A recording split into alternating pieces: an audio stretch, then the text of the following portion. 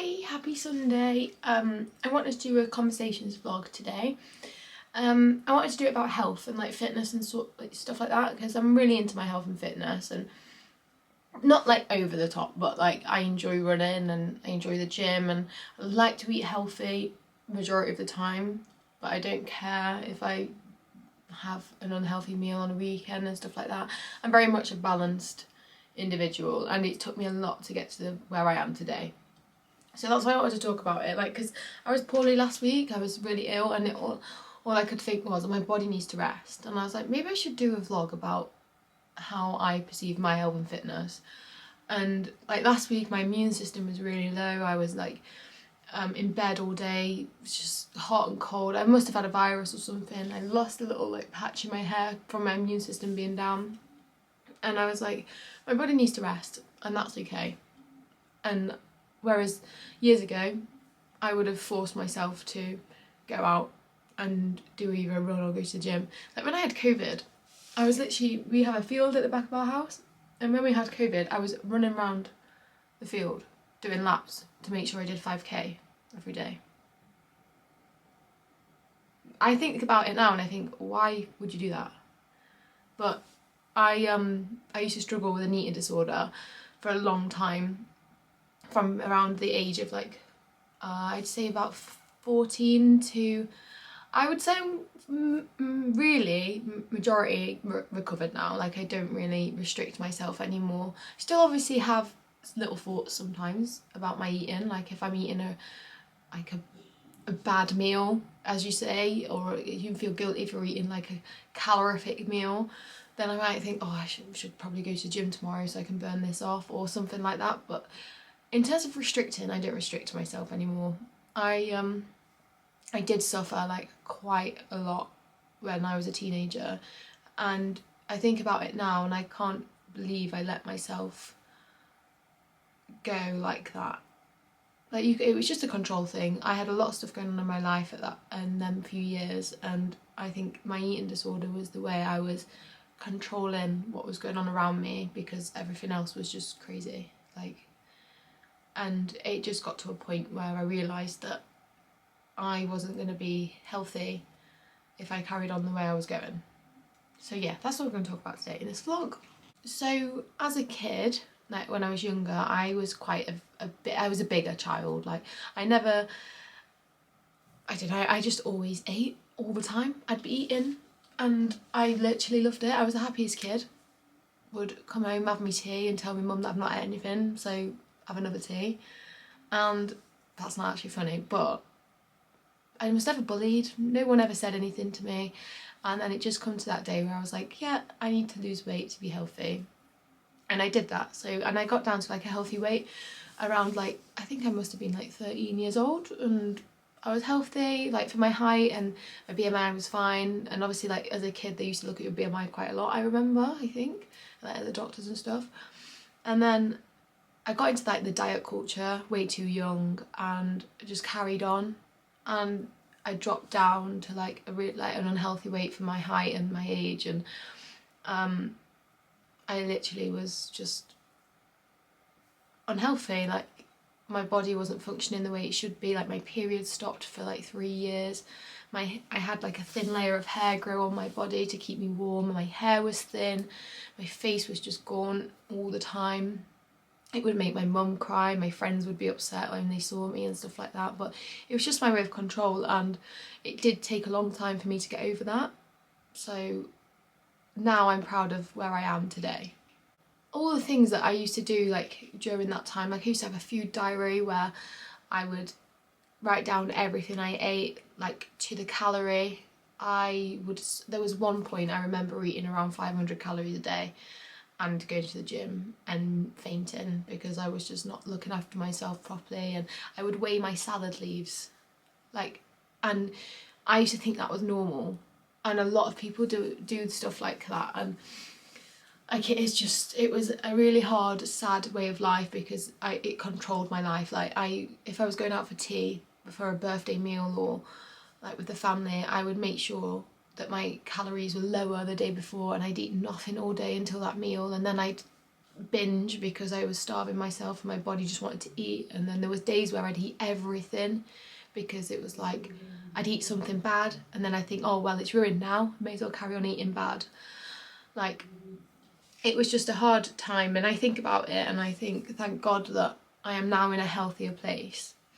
And it did take me a while to get over it, and I would say that I was still struggling up until around about last year.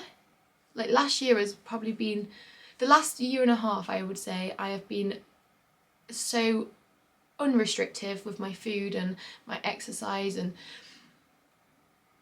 I can eat whatever I want as long as I know that I'm exercising and being healthy rather than just eating and eating. But I am very proud of where I've got now with that whole side of like eating and fitness. But yeah, I'm going to talk about how I got out of that. So I used to have obviously like my dietitian's appointments and doctor's appointments when I was underweight, and I'm not gonna lie, it didn't help me. I used to dread going to see the dietitian.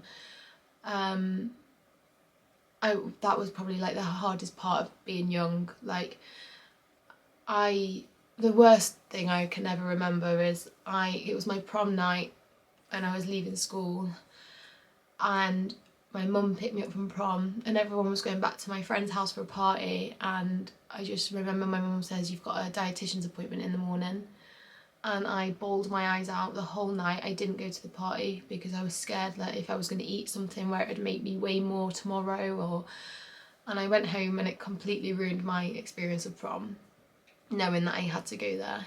And I used to have a lovely dietitian and she was amazing and I used to love seeing her, but then my dietitian changed and I had another one, and ever since that I just hated it. I just hated the fact I had to get weighed all the time. Even though I was weighing myself, I was scared that their scales would be different and I'd be heavier. I literally weighed myself morning and night. Obviously I knew my weight would fluctuate, but my head would tell me that it doesn't. I wouldn't believe that my weight can fluctuate that much in one day. Like, my head just wouldn't let me believe it. And yeah, going to the dietitian, it was really nice to go and see them until I had the new one, and I just felt it was a chore. Like, I just felt I was being pressured into something like you don't want to do. Like, I didn't want to eat a certain amount of calories that they were telling me to eat, and like they were saying to write in my food diary and stuff, and I don't think that's the correct way of doing it personally, for my own experience, because I was still tracking my food to make sure they knew what I was eating, and you're still being obsessed. And the fact that I had to eat the amount of calories they were telling me to just made me cry every day, because it was near enough like triple of what I was eating of my own choice, basically. And then it just got to a point where I refused to go, and I refused going to the dietitian because I just knew that it was taking over my life. And I think what really changed it for me was the fact that I knew that if I carried on I would struggle to have children, because I wasn't having periods. Like, I knew there was something not going on properly in there. I wasn't getting enough nutrients, I wasn't eating enough, and if I carried on, then 10 years down the line from that point I think, oh, I want kids, and my body wasn't looked after enough to do that. And I thought, okay, something needs to change now. And I'm not gonna lie, it took a long time for me to be okay with my eating. Like, even now obviously I still have setbacks and stuff like that, and making sure I go to the gym and stuff, but that's healthy. I'm glad I'm into the gym and running now. But when I was going to the gym before now, I was going to the gym to run off my calories or burn off my calories, and it was just not the right way to do fitness. And yeah, when I went to uni, I sort of grew out of it a little bit, because I was drinking a lot, and obviously I was eating a lot with my flatmates, going out for meals and cooking together, and I think that helped me because it was a massive distraction from the whole what was going up in my head. And yeah, I did put weight back on when I went to uni and I was healthy again. But it was from like drinking like Malibu and all the sugary drinks that you do on your night out and eating like hangover food all the time. And that was okay. And I would look at pictures and be like, oh my God, I've put so much weight on. But in terms of myself, I felt fine about it. And then when lockdown happened, when all the distractions were cut off and I had all the time in the world, I was doing my uni work, yeah, but I couldn't go out anywhere, I couldn't do anything. So my head started going again. And I ate healthy, but I still didn't, I went back to not eating enough. And I was running, that's when I started running, because obviously you couldn't go to the gym and you could exercise outside. I started running, and don't get me wrong, I'm so glad I started it because I genuinely enjoy it. And like I was supposed to go today, I was supposed to do a long run today, but I didn't because I just wanted to rest. And 2 years ago, I'd be like, you need to go running. Whereas today I'm like, it's fine. It's fine. It's a day. But yeah, so I started running in lockdown and I lost a lot of weight again in lockdown, but not as unhealthy as I did before, but it was starting to go there. And then I met Callum, and as I say, the distractions came back. And Callum was the, honestly, I think, I say this to anyone, Callum helped me the most recover from my eating disorder. Sorry about that, camera was literally about to die, so I had to put it on charge. I think I was literally, oh, I'll put you there for now, I just wanted to lay down. I was explaining about how like Callum helped me with my eating disorder. So it wasn't solely like that. What I'm saying is he helped because I was genuinely happy. Like as soon as Callum came into my life, and it was just the biggest distraction there could ever be, because we were just doing something all the time, like going on walks or like cooking together, and that was a big help, doing the cooking and stuff like that. And it was just in terms of distraction, like, because happiness genuinely distracts you from it, because you can finally let go of that control, because your life, oh, let me put that bubble on there, my life just wasn't out of control anymore. Like, I was genuinely happy and things were going the right way for me, and I didn't feel the need to basically control what I was eating anymore. Like, there was no time for that anymore. And don't get me wrong, when we first got together, obviously I was not as heavy as I am now, and that's fine because I'm a healthy weight now. I would probably say that I was a little bit at an unhealthy weight when I first met Callum. God, this is not good lighting, but so I was, and I knew that you gain relationship weight. It is a thing because you're happy and you eat together all the time and you go out for food and you don't have time to go to the gym as much as you used to, and it happens. It's literally, let me just put that in, it's literally fine. And it took me a while to accept that, but now I'm the happiest I've ever been. Like when we first got together, they were still like, oh, I can't have that takeaway. Like, I literally came, the first time I met Callum, because obviously we met on Instagram and we spoke for like 2 months, FaceTime every day. And the first time I met Callum, I actually stayed at his house for a week. Might sound a bit crazy, it was, but I stayed at his house for a week and every night we had a takeaway. And from then I was like, oh my God, I can't count these calories. There's just no possibility of counting the calories because you don't know what's in it. And I can literally tell you, we had an Indian, we had Chinese, we had chippy, we had pizza, we had Greek.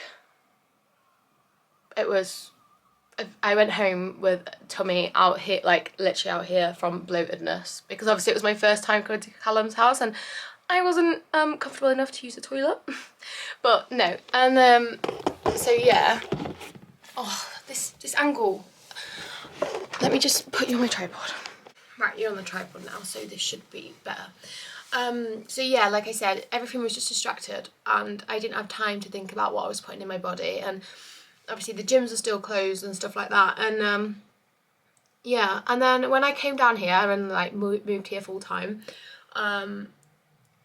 obviously started a gym here. I was running, and I literally just forgot what it was like to be so controlled over your food. Like, because I was eating with Callum's family like all the time, and we'd be out for meals, or we'd go and get Starbucks and stuff like that. And yeah, I still make healthy choices. Like, if I go to a Starbucks, I know that it's just a conscious thought. I know how many calories in that drink and that drink and that drink. And I kid you not, there are so many things now, like food-wise, that I can roll off the calories to, just because I've memorised it in my head. Like, a lot of people will relate to that as well. Like, I don't know, like, and you know what your 100-calorie snacks are and stuff like that. And I still always have them thoughts, but now, like, I know that you can have them. You can have what you want. And like, me and Callum used to go to Starbucks, and before I would never have a Frappuccino because they were a bit higher calories than a nice coffee. But that's fine. Like, you're allowed to enjoy it. And honestly, the best thing I ever did was start running, because it's just for your mental health. Like, once you've done that run, you feel like you're on top of the world. And what I had to learn was how to fuel my body properly so I could run. And then I got into a gym phase like last year, because my friend Leonie, like, she also had the same sort of like time as me, where she was struggling with her food, and she was like counting her calories and limiting herself. And yeah, we're still conscious because we want to be in a good like fitness regime, but we now, like, our calories are for growth and fuel, rather than, oh, these calories are for, I don't know, we need to be in a constant deficit. You don't. I've stopped now. I don't count my calories anymore, because I do sometimes think you can get a bit, it can take over your life, and that's just a conscious effort that I've made, because I know if I start counting my calories again, I could easily drop back into it. So that's something that I don't want to start doing, and I don't weigh myself as much anymore. And to be honest, the other day I completely shocked myself, because I went to the gym in the morning to do a run before work, and I just went and stood on the scales to see how much I weighed. And that, I had to stop myself for about 2 years of weighing, because I used to weigh myself morning and night, so I made that a thing that I stopped doing. And for me to get on a scale now without thinking, oh my god, what if I'm this weight, what if I'm that weight, that was a pretty big milestone for me. And I was like, I just got off the scale, and I was like, I can't believe I've just done that, like, without thinking. I was so proud of myself. Like, what I saw on the scales didn't bother me. Yeah, it's a lot heavier than what I used to be, and that's fine, because I'm a growing girl. And I always forget as well, like, I am now 23. Like, the body I had when I was 18 is not going to be the body I have now. Like, and your body changes. And like, now, I've literally, in the time where I had to charge my camera, I've ate a Yum Yum as a snack, because Yum Yums are yummy. Whereas before, wouldn't have even thought of that. That would be a binge day thing only. Do you know what I mean? So yeah, and like now, with running, best thing I ever started, genuinely. Like, now Callum started running as well. We can have, like, we were supposed to go today, didn't want to, that's fine. But we can now run together, and it's something that we can enjoy together, and it sets you up for a good day. Like, in the gym, like last year I got into a gym phase where I was lifting a lot and like doing weights and that, and I started tracking my protein and things like that, and I wish I enjoyed it, but I just didn't, because I felt that was a bit too controlling for me, and it was like, it's the same sort of characteristics of what I was doing before, but unhealthily. So I sort of stopped that, and I was like, I probably don't eat enough protein now, because I just don't, and I should, but I just don't want to get back into whole tracking thing, and hats off to those who do it and do it well. The only reason I got into running was obviously because the gym was shut, and then my dad runs, and he was like, do you want to start running with me? And I did, and I remember my first run, and it was literally just like a 3k, and I couldn't breathe. I hated it. hated the first run ever, and then I thought, nope, stick at it. And then my dad signed me up to do a half marathon, so I had to run then. And I just started loving it because I got good at it. And finding something you're good at is like, obviously you feel so proud of yourself and stuff. So yeah, like I want to keep that up. And I've been doing like shorter runs at the minute, but I've been doing some long ones as well. But I don't really have anything to train for at the minute, so I haven't booked in. Like Callum's doing the London Marathon, whereas I'm just running because I want to. But I do want to book something because it is motivating, but then it's like, it's also quite pressuring to know that you've got a race or something to train for, and it's like, sometimes you don't have the time. But yeah, I am going to book something soon because I feel like I am ready to do something like that again. But that was just like my journey to getting where I am today.